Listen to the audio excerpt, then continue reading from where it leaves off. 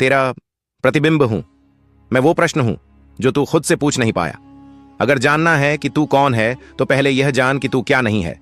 उन्होंने एक लाठी उठाई और एक वृत्त बनाया जमीन पर। इसमें बैठ और तब तक मत उठ जब तक तेरे भीतर का शोर शांत ना हो जाए।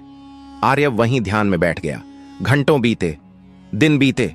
उसने अपने भीतर डर देखा, असुरक्षा देखी, अपमान देखा, क्रोध देखा। फिर धीरे धीरे वो सब जलता गया और अंत में बस शांति रह गई। उसने आंखें खोली। अब उसकी दृष्टि में भोलापन नहीं, ज्ञान की झलक थी। साधु मुस्कुराए। अब तू तैयार है आर्यव नहीं, आर्य ज्योति बनने के लिए। उधर महल में सब रानियों को यकीन था कि अब आर्यव खत्म हो गया है। राजा टूट चुका था। उसने कई दिनों से भोजन नहीं लिया। सबसे बड़ी रानी ने मौका देखा। राजा अब कमजोर है। चलो राज्यसभा में अपने पुत्र को उत्तराधिकारी घोषित करवा लें।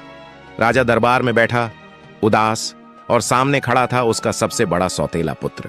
रानी ने घोषणा की, चूंकि आर्यव अब लापता है, हम चाहते हैं कि हमारा पुत्र सिंहासन पर बैठे। राजा ने आंखें मूंद ली, मानो वो हार मान चुका हो। तभी एक सैनिक दौड़ता हुआ आया। राजन, महल के द्वार पर एक दिव्य युवक आया है जिसके माथे पर अग्निरेखा है और वो खुद को आर्यव कहता है। आर्यव की वापसी महल का पूरा आंगन स्तब्ध हो गया। वो जो आया था वो वही बालक था, पर अब उसकी चाल में आत्मविश्वास था और आंखों में आग। राजा उठकर दौड़ा।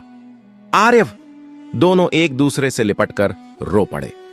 राजा की आंखों से बहे आंसुओं में वर्षों का इंतजार था। आर्यव ने कहा, पिता, मैं अब समझ गया हूं।